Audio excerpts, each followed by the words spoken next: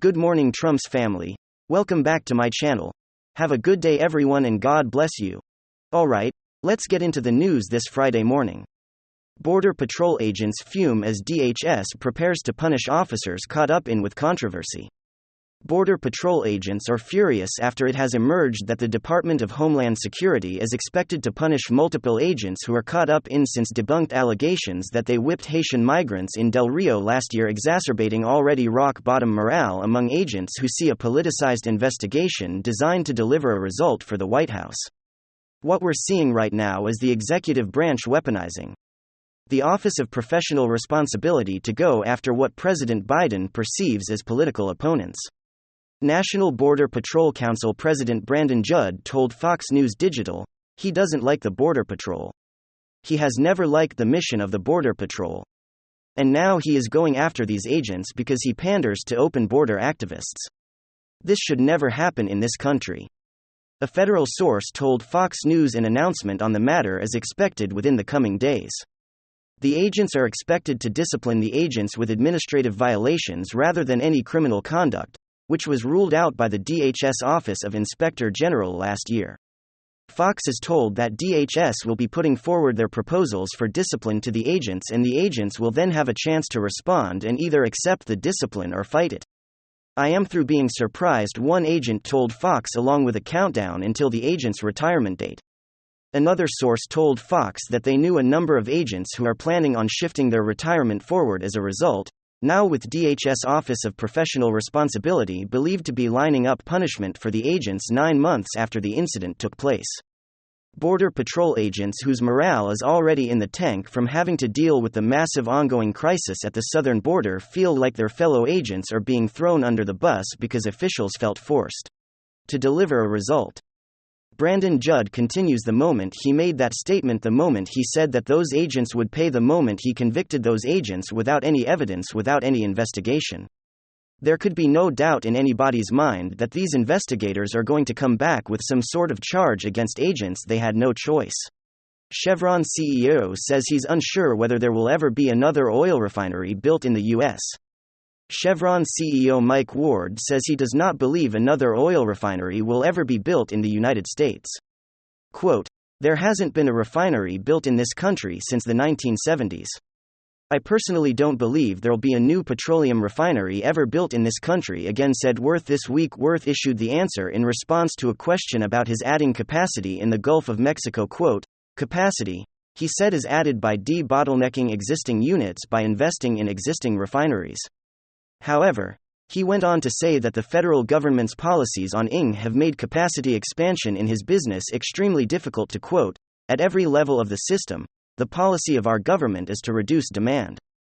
So it's very hard in a business where investments have a payoff period of a decade or more, and the stated policy of the government for a long time has been to reduce demand for your products." Republican senators pile pressure on Garland to prosecute Supreme Court home protesters. Republican senators are ramping up the pressure on Attorney General Merrick Garland to prosecute those who participated in protests outside the home of Supreme Court Justice Brett Kavanaugh last week, just hours after a man was charged with planning to assassinate him. "We continue to be baffled over the lack of prosecutions under Title 18, Section 1507 of the U.S. Code. We understand it is the policy of the Justice Department not to discuss any pending or potential investigations. But this is an urgent matter of national importance," wrote Senators John Kennedy of Louisiana, Mitch McConnell of Kentucky, and Chuck Grassley of Iowa in a letter to Garland. Title 18. Section 1507 is a federal statute that makes it illegal to protest near a building or residence occupied by a judge with the intent of influencing them. The intent of the law is to preserve judicial independence. Republican Senators Lindsey Graham of South Carolina, John Cornyn and Ted Cruz of Texas, Ben Sasse of Nebraska, Josh Hawley of Missouri, Tom Cotton of Arkansas, Tom Tillis of North Carolina, and Marsha Blackburn of Tennessee are also signatories to the letter. The senator is pleased to add Garland came a day after Senator Hawley of Missouri pressured Garland to explain why the Justice Department hasn't taken more action against protesters. Home equity in the U.S. hits record $27.8 trillion. Total US home equity reached a record high of $27.8 trillion. According to the Federal Reserve, The Fed reported that home equity increased by almost 20% in the first quarter of the year amid a booming housing market. The record-setting home equity figures come as housing market prices skyrocket. The surge in prices coupled with broader high inflation rates has made it more difficult for people to use their equity, but on the other hand, has bolstered the finances of Americans who already own houses.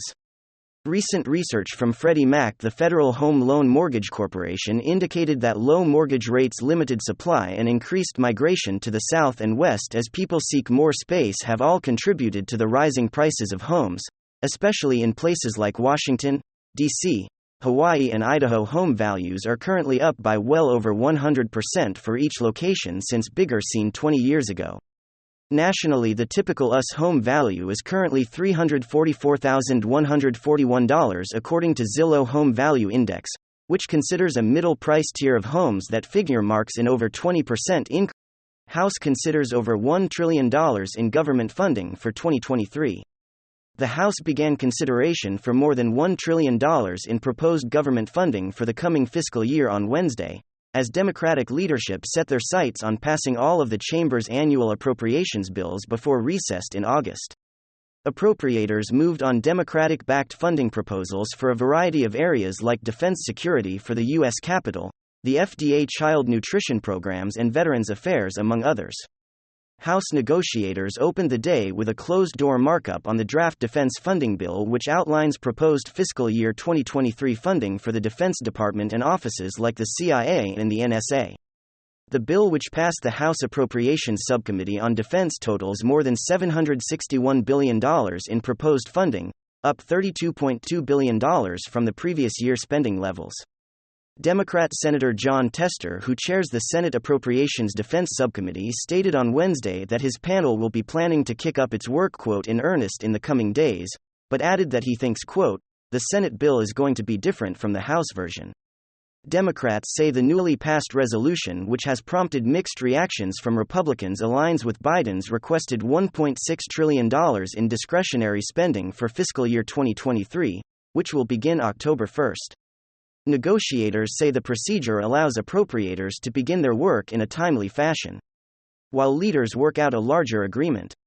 U.S. forces captured senior ISIS leader in Syria. U.S. forces detained a senior ISIS leader who defense officials say is an experienced bombmaker during an operation in Syria on Thursday. The mission was meticulously planned to minimize the risk of collateral damage, particularly any potential harm to civilians. Operation Inherent Resolve, the U.S.-led coalition against ISIS, said in his statement, there were no civilians harmed during the operation or any damage to coalition aircraft or assets. The captured ISIS leader's identity was not immediately released by the defense officials. ISIS leader Abu Ibrahim al-Hashimi out, quote, he detonated a suicide vest and killed himself in northwest Syria earlier this year during the U.S. Special Operations Counter-Terrorism mission. Before that, another former leader of ISIS, Abu Bakr Baghdadi, killed himself in northern Syria in October 2019 when the U.S. Special Operations Forces entered a compound where he was located. Coalition forces will continue to hunt the remnants of Gurish wherever they hide to ensure their enduring defeat. Operation Inherent Resolve, said Representative Roy, urges House GOP leaders to make border security main priority, push for asylum overhaul. Representative Chip Roy from Texas is urging House Republican leaders to make border security a main priority as it looks to roll out its security agenda, with the Texas lawmaker calling for lawmakers to move firmly to secure the border if and when they take control of the chamber. Roy wrote last week to Representative John Kakko. From New York, the ranking Republican on the House Homeland Security Committee and the chairman of the GOP American Security Task Force, in the letter he submits recommendations for the border security pillar of the House GOP security agenda, which is expected to be rolled out as early as next month. In the letter, a copy of which was obtained by Fox News Digital, Roy urges leadership to approach the issues of border security and immigration reform sequentially, and at the border must first be secured by ending catch and release, preventing overstays, and regaining operational control. We cannot let asylum be the exception that swells the rule of border security. He writes critically.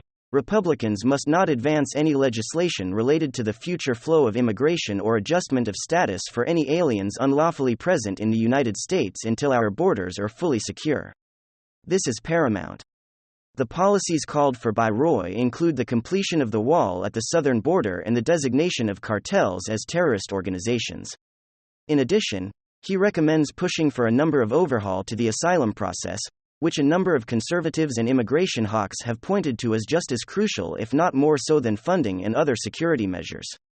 He also echoes calls for asylum reforms that include long called for changes to the Flores Settlement and the Trafficking Victims Protection Reauthorization Act, which critics have blamed for the spy unaccompanied children coming to the border.